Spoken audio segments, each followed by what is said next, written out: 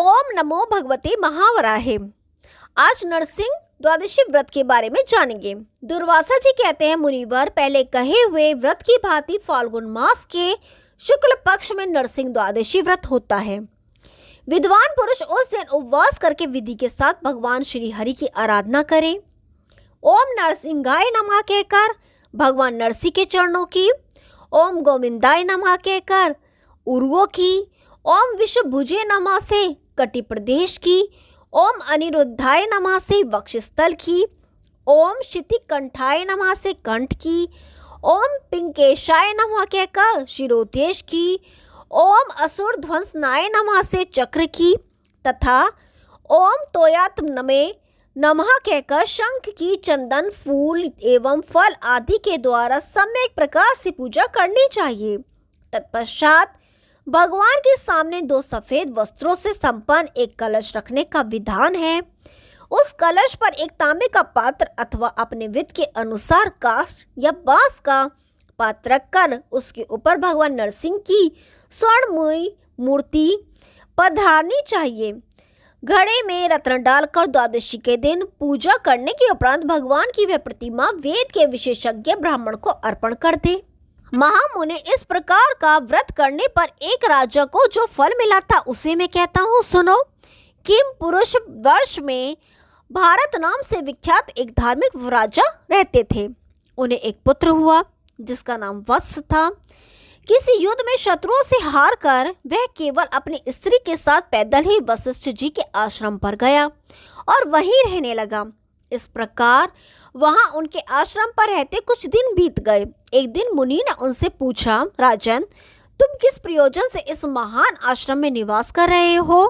राजा वत्स ने कहा, भगवान, शत्रुओं ने मुझे परास्त कर मेरा राज्य तथा खजाना छीन लिया है, अतः असहाय होकर मैं आपकी शरण में आया हूँ। आप मुझे अपने उपदेश प्रदान द्वारा मेरे चित्त को शांत करने की कृपा कीजिए। दुर्वासा जी कहते हैं, मुने, राजा वत्स के इस प्रकार कहने पर वशिष्ठ जी ने उसे विधि पूर्वक इस द्वादशी को ही करने का उपदेश दिया तथा उस राजा ने भी सब कुछ वैसा ही किया। व्रत पूर्ण होने पर भगवान नरसिंह उस राजा पर प्रसन्न हुए और उन परम प्रभु ने उस राजा को एक ऐसा चक्र दिया जो समरांग में शत्रुओं का संहार कर सके। उस अस्त्र के प्रभाव से महाराज वत्स ने शत्रुओं को परास्त कर अपना राज्य फिर जीत लिया। राज्य पर आसीन होकर उस नरेश ने 1000 अश्वमेध यज्ञ किए और अंत में वह धर्मात्मा राजा भगवान विष्णु के परम धाम को प्राप्त हुआ। मुने, पापों का नाश करने वाली है नरसिंह द्वादशी धन्य है। तुम्हारे पूछने पर मैंने इसका वर्णन किया। अब तुम इसे सुनकर अपनी इच्छा के अनुसार जैसा चाहे करो। ओम नमो भगवते महावराय। अब वामन द्वादशी व्रत के बारे में जानेंगे। दुर्वासा जी कहते हैं, मुने, इसी प्रकार चैत्र मास के शुक्ल पक्ष में वामन द्वादशी व्रत होता है। इसमें भी संकल्प कर रात में उपवास करके भक्ति के साथ देवादिदेव भगवान श्री हरि की पूजा करनी चाहिए। पूजा की विधि यह है कि ओम वामनाय नमः इस मंत्र से भगवान के दोनों चरणों की, ओम विष्णवे नमः कहकर उनके कटिभाग की, ओम वासुदेवाय नमः से उदर की, ओम संकर्षणाय नमः कहकर हृदय की, ओम विश्वभ्रते नमः से कंठ की, ओम व्योम रूपिणे नमः से शिरोदेश की, ओम विश्वजीते नमः तथा ओम वामनाय नमः कहकर दोनों भुजाओं की और 5 जनाय नमः कहकर शंख की एवं सुदर्शनाय नमः कहकर चक्र की पूजा करनी चाहिए। फिर पूर्वोक्त नरसिंह व्रत के विधान के अनुसार अर्चना कर उन सनातन वामन भगवान की प्रतिमा को रत्न गर्भित कलश पर स्थापित करें।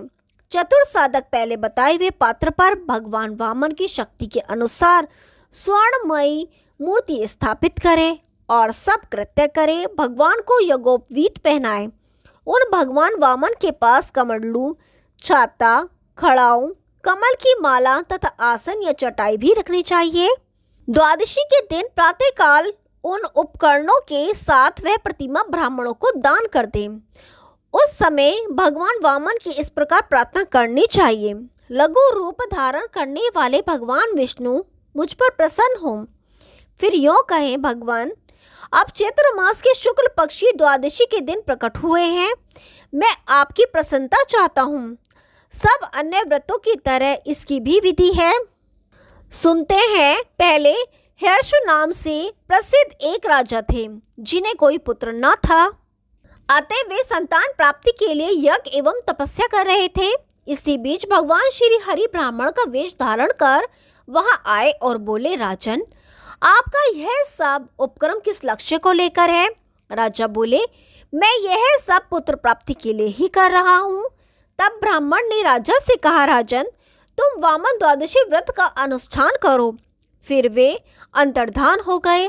राजा ने यथाशीघ्र व्रत का अनुष्ठान किया और तेजस्वी, बुद्धिमान एवं ब्राह्मण को रत्न गर्भित प्रतिमा दान कर दी और भगवान वामन से प्रार्थना की, भगवान अब पुत्र अदिति की प्रार्थना पर आप स्वयं पुत्र रूप से उनके यहाँ प्रकट हुए थे। यदि यह बात सत्य है तो मुझे भी संतान प्राप्त हो। मुने इस विधान से व्रत एवं प्रार्थना करने पर उस राजा को उग्राश्व नामक पुत्र की प्राप्ति हुई थी, जो आगे चलकर महाबली चक्रवर्ती सम्राट हुआ। इस व्रत में ऐसी शक्ति है कि जिसे पुत्र ना हो वह पुत्रवान तथा निर्धन व्यक्ति धनवान बन जाता है। जिसका राज्य छीन गया हो वह पुनः अपना राज्य वापस पा जाता है। व्रत करने वाला मनुष्य मरने पर भगवान विष्णु के लोक को प्राप्त होता है। फिर स्वर्ग में बहुत समय प्रमोद कर वह मृत्यु लोक में बुद्धिमान नहुष कुमार ययाति के समान चक्रवर्ती राजा होता है।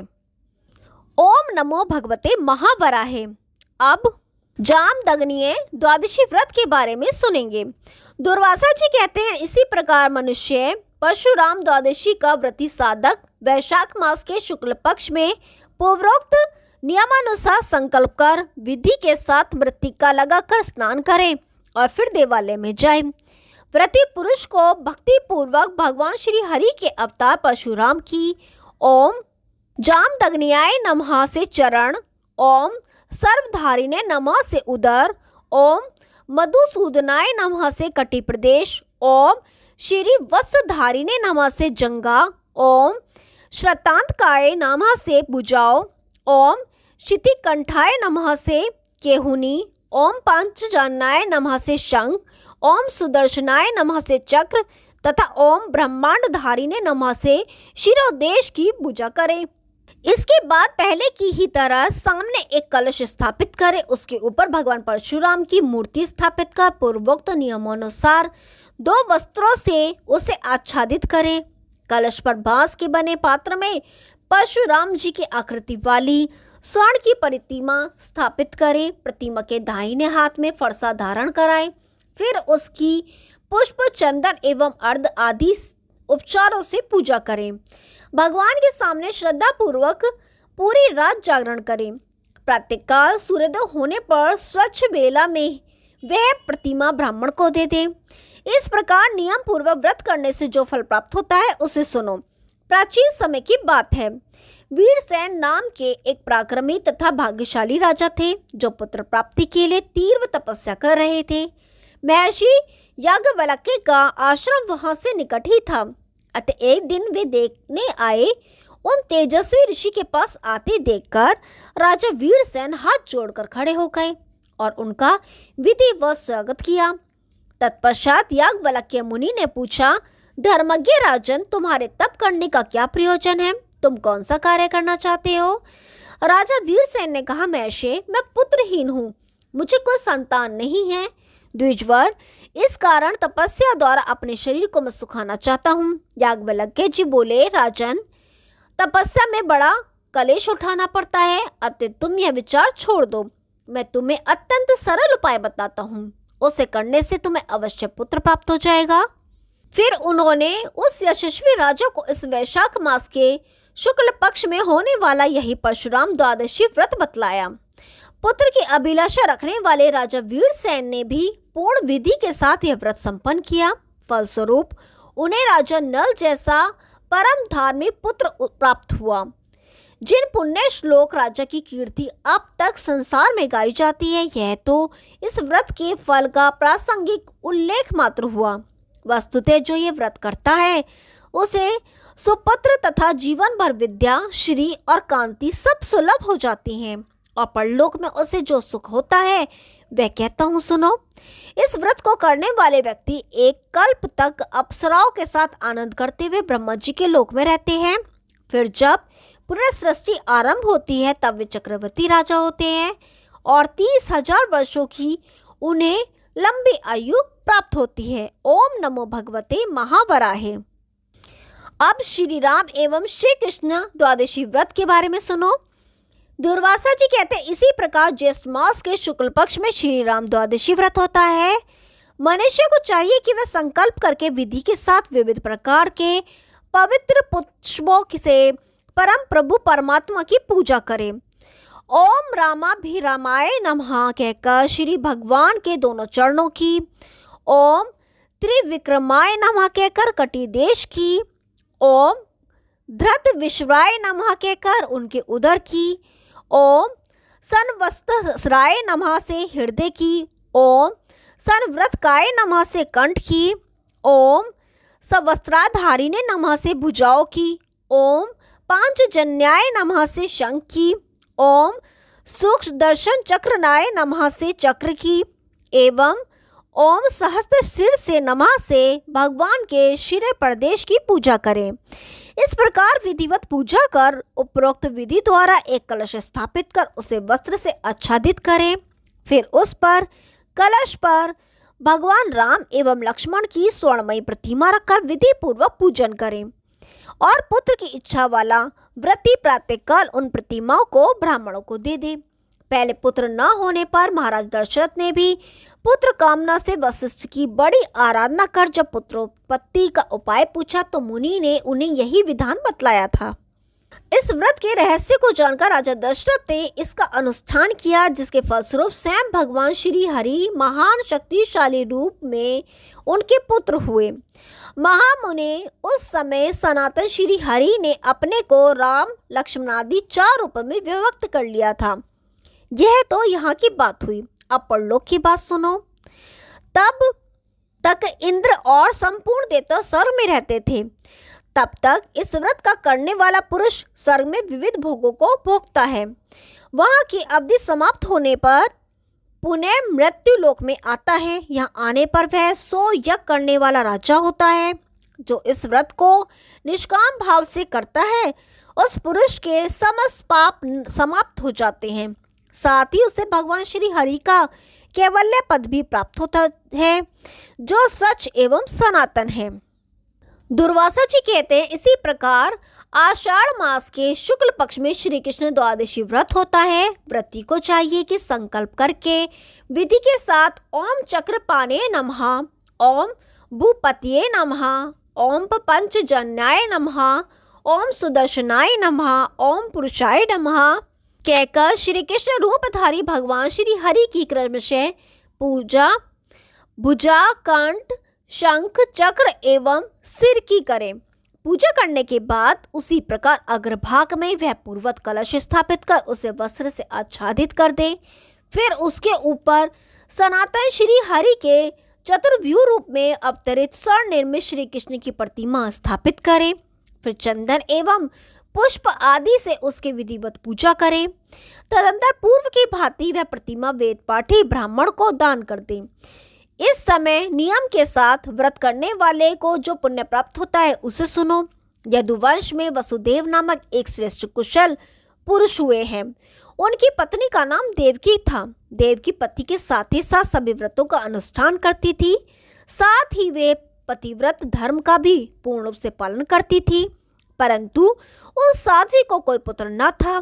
बहुत समय व्यतीत हो जाने पर एक बार श्री नारद जी वसुदेव जी के घर आए। उन्होंने भक्ति पूर्वक मुनि की पूजा की।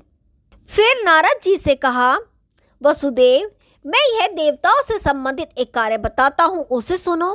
अनग मैंने स्वयं देखा है। देवताओं की सभा में जाकर पृथ्वी ने कहा है, देवताओं, अब मैं भार ढोने में असमर्थ हो गई हूँ। दुर्जन दल बांधकर मुझे दुख दे रहे हैं। अतः आप लोग उनका संहार करें। इस प्रकार पृथ्वी के कहने पर उन देवताओं ने भगवान नारायण का ध्यान किया। ध्यान करते ही भगवान श्री हरि ने उनके सामने प्रकट होकर कहा, देवताओं, यह कार्य मैं स्वयं करने के लिए उद्यत हूँ, इसमें कोई संशय नहीं। मैं मनुष्य के रूप में मृत्युलोक में जाऊंगा, किंतु जो स्त्री अपने पति के साथ आषाढ़ मास के शुक्ल पक्ष में द्वादशी व्रत का अनुष्ठान करेगी, मैं उसी के गर्भ में निवास करूंगा। भगवान श्री हरि के ऐसा कहने पर देवता तो अपने स्थान पर चले गए, पर मैं यहाँ आ गया हूँ। मेरे आने का विशेष कारण यह है कि आपकी कोई संतान नहीं है, अतः आपको यह बतला दूं, इसी द्वादशी व्रत के करने से वसुदेव को श्री कृष्ण जैसे पुत्र की प्राप्ति हुई। साथ ही उन यदुश्रेष्ठ को विशाल वैभव भी प्राप्त हो गया। जीवन में सुख भोग कर अंत में वे भगवान श्री हरि के परम धाम को गए।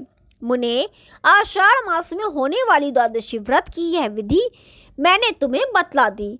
ओम नमो भगवते महावराय।